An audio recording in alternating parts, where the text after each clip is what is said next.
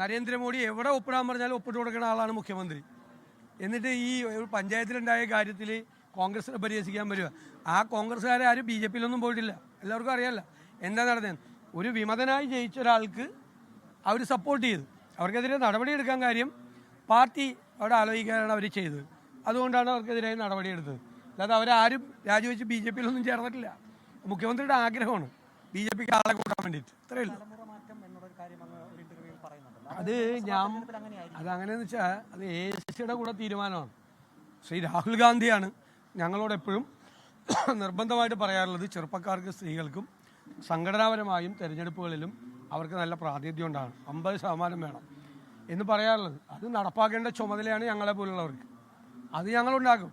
അതുകൊണ്ട് പഴയ തലമുറയോട് എല്ലാവരോടും മാറിയിരിക്കാനല്ലല്ലോ പറയുന്നത്. പുതിയ തലമുറയിൽപ്പെട്ട ആളുകൾക്ക് കൂടി അവസരം ഉണ്ടായിക്കൊണ്ടിരിക്കും. തീർച്ചയായിട്ടും ഉണ്ടാകണം. ഞങ്ങളൊക്കെ അങ്ങനെ കയറി വന്ന ആളല്ലേ. ഇനി ഞങ്ങളുടെ പുറകെ വരേണ്ടവരാരും വരണ്ട എന്ന് നമുക്ക് തീരുമാനിക്കാൻ പറ്റുമോ? ഉറപ്പായും സ്ത്രീകൾക്കും യുവാക്കൾക്കും കൂടുതൽ പ്രാതിനിധ്യം ഉണ്ടാവും. അത് കോൺഗ്രസ് നേതൃത്വത്തിൻ്റെ കൂടി, ദേശീയ നേതൃത്വത്തിൻ്റെ കൂടി ആഗ്രഹമാണ്. ആ ആഗ്രഹം ഒരു പാർട്ടിയെ സജീവമാക്കി നിർത്തുന്നതിന് വേണ്ടി കൂടിയാണ്. അത് ഞങ്ങൾ അതിനുവേണ്ടി പ്രവർത്തിക്കും. തീർച്ചയായും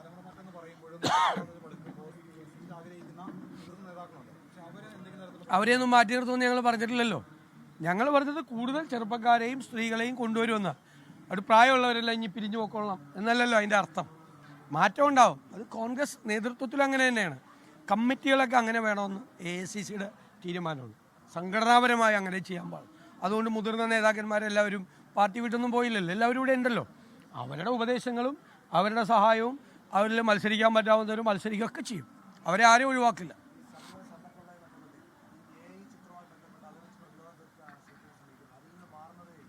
ഞാൻ ചോദിക്കട്ടെ, കേരളത്തിൽ ഏറ്റവും കൂടുതൽ AI ചിത്രം ഉണ്ടാക്കിയത് ആരാ?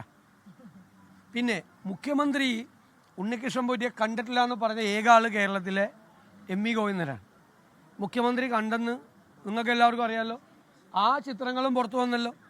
അതിനെ AI ചിത്രം വന്നു എന്ന് പറഞ്ഞിട്ട് അതിൻ്റെ കാര്യം. ഏറ്റവും കൂടുതൽ വയനാട് ചൂരൽമര വിഷയവുമായിട്ട് ഞാനും ശ്രീ KC വേണുഗോപാലും സണ്ണി ജോസഫും രാഹുൽ ഗാന്ധിയൊക്കെ നൃത്തം ചെയ്യണ AI വീഡിയോ ഇവിടെ ഇറക്കിയിട്ടുണ്ട്. ഞങ്ങൾ പരാതിയൊന്നും കൊടുത്തൊന്നുമില്ല. ഞങ്ങൾ ഡാൻസ് ചെയ്യണം. അത് ഞാനൊക്കെ രാഹുൽ ഗാന്ധിയെല്ലാം ഡാൻസ് ചെയ്യണം അവിടെ. അത് ഇറക്കിയതാണ് CPM-കാർ. നാണമുണ്ടോ മാർക്ക്? നാണമുണ്ടോ? എന്നിട്ട് മുഖ്യമന്ത്രി എന്ന് പറഞ്ഞ് നടക്കുക. ആ ക്രൈം നന്ദകുമാറിനെതിരായിട്ട് 6 കേസും കണ്ടെടുത്തു. രാത്രി എല്ലാ ദിവസവും പോയി അദ്ദേഹത്തെ വീട്ടിൽ നിന്ന് അറസ്റ്റ് ചെയ്യും. ഇപ്പോൾ കോടതി വളരെ ശക്തമായിട്ട് പറഞ്ഞിട്ടുണ്ട് ഒരു കേസും ഇല്ലാത്ത കാര്യത്തിലാണ്. അതായത് മുഖ്യമന്ത്രി വിമർശിച്ചു എന്നാണ്. അങ്ങനെയാണെങ്കിൽ നിങ്ങളൊന്നും സോഷ്യൽ മീഡിയ എടുത്ത് നോക്കിക്കോ. ഏത് യൂട്യൂബ് ചാനലിൽ എല്ലാ ദിവസവും എനിക്കെതിരെ പറഞ്ഞുകൊണ്ടിരിക്കുകയാണ്. ഞാൻ പോലെ തോന്നിയത് എനിക്കെതിരെയാണോ പറയണതെന്ന് പറഞ്ഞുകൊണ്ടിരിക്കുകയാണ്. CPM എല്ലാ ദിവസവും 10 കാർഡ് എനിക്കെതിരെ ഇറക്കിക്കൊണ്ടിരിക്കും. 10 കാർഡ്. ഞങ്ങൾക്ക് അതിലൊന്നും ഒരു പേടിയില്ല. കാരണം ജനങ്ങൾക്കറിയാം എന്താണെന്ന്. ഇത്രയൊക്കെ കാർഡ് ഇറക്കിയിട്ടും ജയിച്ചതാരാ? UDF അല്ലേ ജയിച്ചത്. ഒരു കാര്യമില്ല. ഇപ്പം CPM-നെ വിമർശിക്കാൻ പാടില്ല. പണ്ട് പറയില്ല, പോളണ്ടിനെ കുറിച്ച് ഒന്നും പറയരുതെന്ന് പറഞ്ഞ മാതിരി പിണറായി വിജയനെ കുറിച്ച് ഒന്നും മിണ്ടിപ്പോയിരുന്നു. മിണ്ടിയ വീട്ടിൽ പോലീസ് വരും. അത് ക്രൈം നന്ദകുമാറിൻ്റെ വീട്ടിലാണെങ്കിലും പോലീസ് വരും, സുബ്രഹ്മണ്യൻ്റെ വീട്ടിലാണെങ്കിലും പോലീസ് വരും. ഞങ്ങളെല്ലാം ഇടാൻ പോവാണ് എന്ന് വരട്ടെ, പോലീസ് ഒന്ന് വരട്ടെ.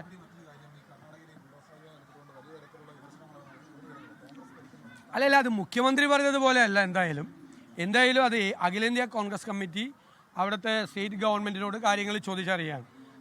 അഖിലേന്ത്യാ കോൺഗ്രസ് കമ്മിറ്റി തന്നെ അതുമായി ബന്ധപ്പെട്ട കാര്യങ്ങൾ വിശദീകരിക്കും. ഒരു കാര്യം മുഖ്യമന്ത്രിയും അവിടുത്തെ ഡെപ്യൂട്ടി മുഖ്യമന്ത്രിയും വ്യക്തമായിട്ടുണ്ട്, ഒരാൾ പോലും അവിടെ വഴിയാധാരമില്ലെന്ന്. അവരെ പ്രൊട്ടക്ട് ചെയ്യുമെന്ന്. പിന്നെന്താ പ്രശ്നം? നമുക്ക് അന്വേഷിക്കാം. ലോകത്തെവിടെയായാലും ഏത് സമയത്തും 24 വാർത്തകളും ഓഗ്മെന്റഡ് റിയാലിറ്റി പാക്കേജുകളും എക്സ്പ്ലെയിനറുകളും വിശദമായി കാണാൻ ഞങ്ങളുടെ YouTube ചാനൽ നിങ്ങൾക്ക് സബ്സ്ക്രൈബ് ചെയ്യാം.